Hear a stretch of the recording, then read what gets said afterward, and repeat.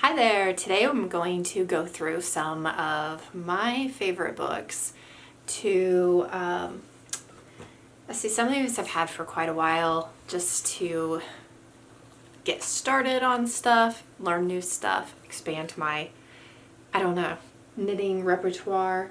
I don't have a lot. 2, 3, 4, 5, 6. And then I have 3 that are vintage. So if you like vintage books, when I wanted to start knitting sweaters, this is the one that I picked up. I like raglan style. Here's a few on the back that you can see. So they're knit top down and completely in the round. And I like that style. That one there doesn't look like it's completely knit in the round. And so I'm knitting flat. But I love, like, it has tons of charts in it for different sizes. So, I mean, just pages. So, pages of charts. And here, I'll just skip to this one because this one is one that I had marked because I love the yoke on that. And there's the back. It has a beautiful photography. I love the spiral because it just makes it so it lays open completely, and I love that. And then there's some charts. So lots of good stuff. So if you're looking for, these are, my thoughts are, these are great gifts for knitters. If you know someone that is a knitter and they haven't knitted a sweater, or they do like sweaters, this has, I think there's 7 patterns in it. 1, 2, 3, 4. Nope, just 4. So there are 4 sweaters in it, patterns. And you saw size inclusiveness. So, and it was pricey, so it's US $30. But it's a hardback, it's spiral bound, and to me these are knit over and over again for everyone. And then we're going to skip to cables. I love cables. And this one has a lot of unique stuff in it. See all those I have marked? I want to learn. And it's beautiful. It has great pictures in it, and each one has charts. Sometimes they show front and back because these are, and you can't see that very well, some of them are reversible, so it shows you the other side. This one just has, it's beautiful. It has lots of, and then there's a sweater, so if you want to get some ideas to put some mix and match them. It's all about cables. More than 150. So that one is awesome. This one here, to me, this one's more of a beginner. I only have 1 page marked in here because I think most of these I already know. Oh, yeah.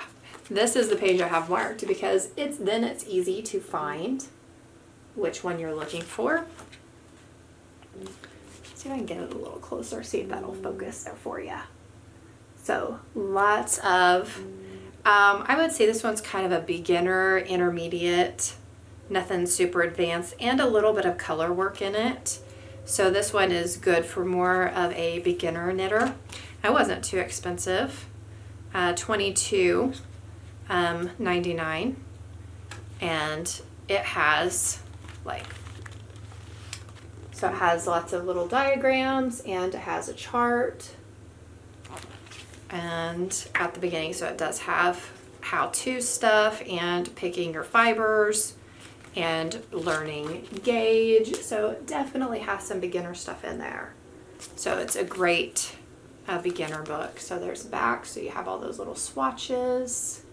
And then once you have practiced all your little swatches, you can make a blanket out of it. And this one here, disclaimer, this is one that I I love and I admire, but oh my goodness, it's beautiful. I wish that I wanted to knit something like that. It is, we'll say, exquisite. So here's a page that has several little examples on it. But seriously, this is what it is. Just several pages like that. And I could keep going. This book is absolutely fantastic. If you know people, if anyone, you have a lover of lace, cables, intricate detail, this is their book. Because this is freaking fantastic. I mean, I'm trying to see if I can see what you guys see. Awesome charts. Oh, it's gorgeous.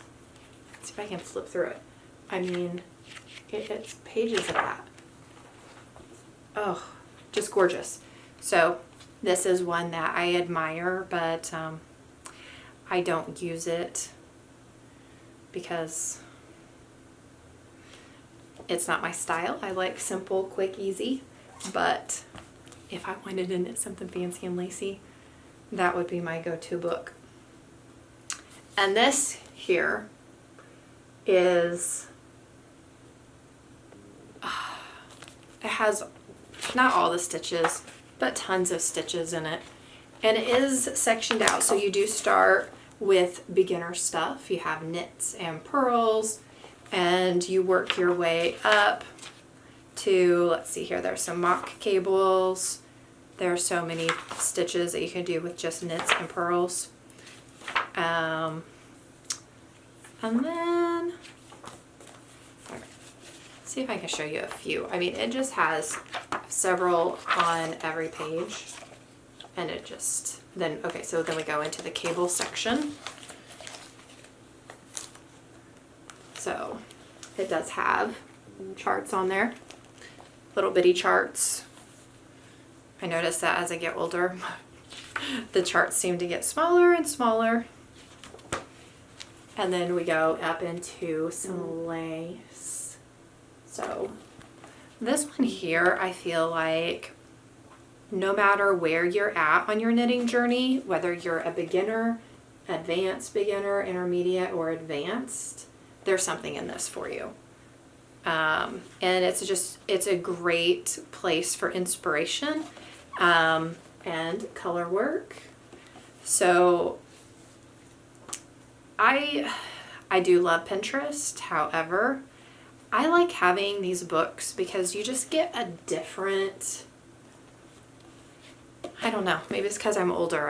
I still appreciate the smell and feel of books. And then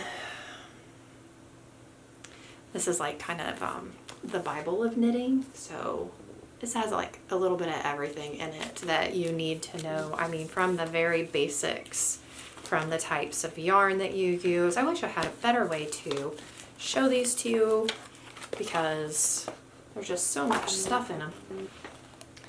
And lots of pictures, how to block and grafting. I mean, here, can I put my knee up there? So you can kind of get a good idea how to read. Ooh, and cabling, so how to read charts. Binding off. Increasing and decreasing stitches. So making shawls or sleeves, all kinds of stuff, necklines. And then you have your beginner stitches. So it does have some just beginner stitches in here stuff. All right.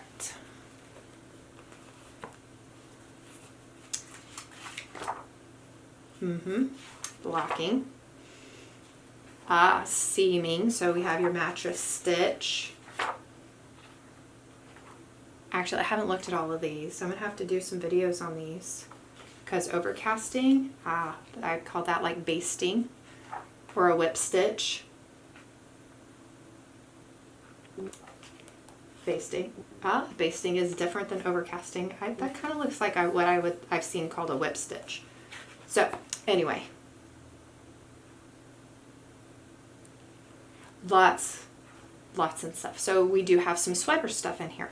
As I say, I knew that we were going to get to some sweaters. Doing the basic measurements.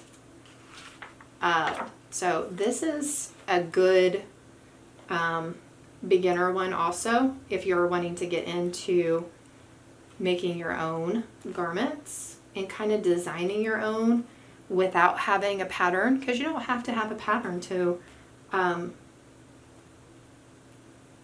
knit a sweater. You can get creative with it. Buttonholes and then crocheted edges, pleating, shoulders, and then shawls. So this one here, yeah. So it gives you a good base so that you can design your own shawls, wraps. It has a lot of excellent beginner basic stuff. So it gives you an idea of if you're looking for a pattern even and you don't want to design your own pattern, it's a good place. It gives you the terminology, the verbiage of what to look for if you're looking for a center out rectangle shawl or a diamond shaped center out shawl, a circle shawl, which it's a circle shawl, asymmetrical, which I like doing, and then triangle shawls, but there are several, and then they go through blocking them. Heart-shaped, a zigzag. Okay, there are several. Adding beads, and then accessories, so hats, gloves. So you have just what they're calling the anatomy of the hat. So they break it down so that you understand each part. Oh my goodness. Lots of examples. So then you know what to look for. Dimensions and a size chart. So this is like really good information. So I agree. I think this is good for beginners, advanced beginners, and maybe even intermediate, depending on where they're at. I mean, it's always good to have a reference, but to me this is more of a learning thing. I think it probably has a pretty good basics for sweaters, but this one here, if you're really wanting to knit a sweater and you want to be guided through the process, I mean, you guys saw the size charts, which are fantastic. So I think this one, if somebody wanted a sweater, I would probably go with this one, but overall, just basic, you want to know anything about knitting and you're a beginner, I would go with that one. And this one here would be for someone that's already knitted a few things and is kind of ready to learn some new stitches and have fun with it. This one's a very fun book, nothing too intricate. And then this would be the next one that I would say would be for everyone, because it's a lot of inspiration, especially for people that like to design their own stuff and create their own patterns. That's a lot of fun. And then this one would definitely be for more advanced cable lovers. And then this one is for those people that love fancy, because this is just absolutely gorgeous stuff. And now I'm going to chat just a tiny bit. So those were all of my, I would say, my newer books. And then I have a few that I like, a few vintage ones. So if you go to yard sales, this one was 1979, so it's a complete guide to needlework. It has a little bit of all kinds of stuff in it. If you go to a yard sale, pick this up for $1, whatever. I think I found my vintage ones on eBay, and I got them in a lot for probably like $15-20 with free shipping. But it has, I mean, it's vintage and it's neat. They still have pictures and you have those patterns. And there's, I don't know, there's unique stuff in here, I think. And it does still have knitting a garment. It has crocheting. Oh, there's some how to make a rug in here, which is one that I want to do. And of course, needlework. But I like that one. I think it's a fun, I don't know. I'm sure I'm not the only person that likes vintage books. And I do still, I mean, they're in fairly decent shape. I was very happy with them whenever I got them. This one's Good Housekeeping. And, okay, so this one's a needlecraft also. This one has a little bit of everything in it. But, I mean, it's nostalgic. Oh, there was the rug that I wanted to make. This one doesn't have color pictures in it, still black and white, but just a lot of neat stuff. So this one, to me, it's like old school Pinterest. So I get to get ideas out of it. And I don't keep a lot of books, but I have a few of my favorites. And then this one here for my vintage book it's all knitting. Is that upside down? It's upside down. So it's a knitting, and I mean, you can see, so it does have a lot of stuff in here that I want to learn. See, it's upside down. And it does have patterns in here. Now this one here, I would say from the patterns, the stitches that I've learned out of it, it's honestly not very accurate.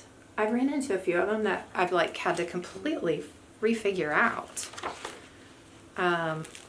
And it's not in color, so nothing pretty, nothing fancy, but it did have a lot of stitches I hadn't found anywhere else, which I thought was really fun. So I mean, all those tabs are videos I want to do yet. So, yeah, so I have a lot I still want to do. But this is really neat. So if you can find this one at a yard sale or on eBay, I recommend it. It's really nice. And again, I got really lucky because mine were in really good shape. And so that is my stockpile of books that I reference for inspiration that I don't find on Pinterest. That's really where I find my most of my inspiration. I love Pinterest. So yeah, I hope you guys really found that helpful to if you're looking for a book and you just really don't know which one you want, and it's hard to find some stuff online and where to go, which one to get, what they're good for. So I really hope that narrowed it down for you. That one, everyone should have this one in their library. And then, yeah, so I want to know, what books do you guys have that I've missed that I might like and find inspiration in? Because I'm always looking for inspiration. And I don't want to have an overwhelming library of books, but I do want a library because I like to have that physical copies, especially for days I don't want to turn my computer on, and yet I want to have inspiration. So yeah, definitely leave your recommendations down below and let me know which one was your favorite. And I will see you guys in the next video.